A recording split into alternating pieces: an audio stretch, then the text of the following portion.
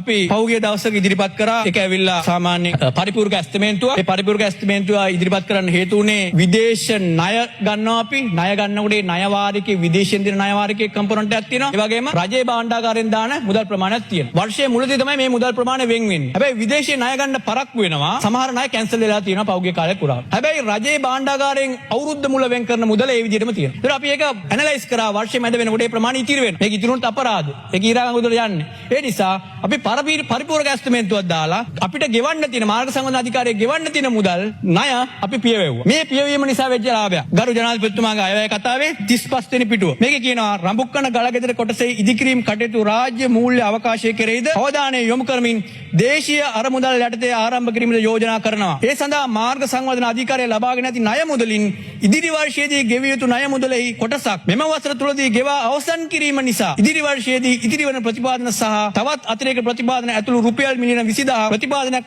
සලසා දීමට යෝජනා කරනවා. මොකද වෙන්නේ? ඕක තමයි මූල්‍ය සැලසුම් කියන්නේ. නියමාකාරයෙන් මූල්‍ය කළමනාකරණය කියන්නේ ඕකයි. අපි ගෙවන්න තිබෙන ණය කලින් ගෙව්වා. ඒ නිසා මේ අවුරුද්දේ අපිට හැකියාව ලැබෙනවා මේ ආයෝජන සඳහා මුදල් යොදවන්න. මේ හැකියාව ලැබෙන්නේ ගරුව මේ සභානායකතුමනි ප්‍රාථමික වියදම අපි 113ක මට්ටම පවත්වාගෙන යන්න හැකි වෙලා තියෙනවා. මොකද මේ ඉලක්කම වැදගත්. ඒ නිසා අපිට සමාජ ආරක්ෂණය සඳහා මුදල් වෙන් කිරීමේ හැකියාව ලැබිලා තියෙනවා. ඒ වගේම යටිතල පාසුකම් සඳහා සංවර්ධනය සඳහා මුදල් වෙන් කරන්න වාසිය ලැබිලා තියෙනවා. ඒ නිසා අපිට අවශ්‍ය රාජ්‍ය ආයෝජන ප්‍රමාණය අලදේශීය නිෂ්පාදන 104ක මට්ටම තියාගන්න පුළුවන් වෙලා තියෙනවා. ඒකේ ප්‍රතිඵලයක් විදිහට තමයි රඹුක්කන ගලගෙදර කොටස ලංකාවේ GSL ෆන්ඩ් වලින් ආරම්භ කරන්න පුළුවන් වෙලා තියෙන්නේ. මේක තමයි ආර්ථික සැලසුම්කරණය කියන්නේ.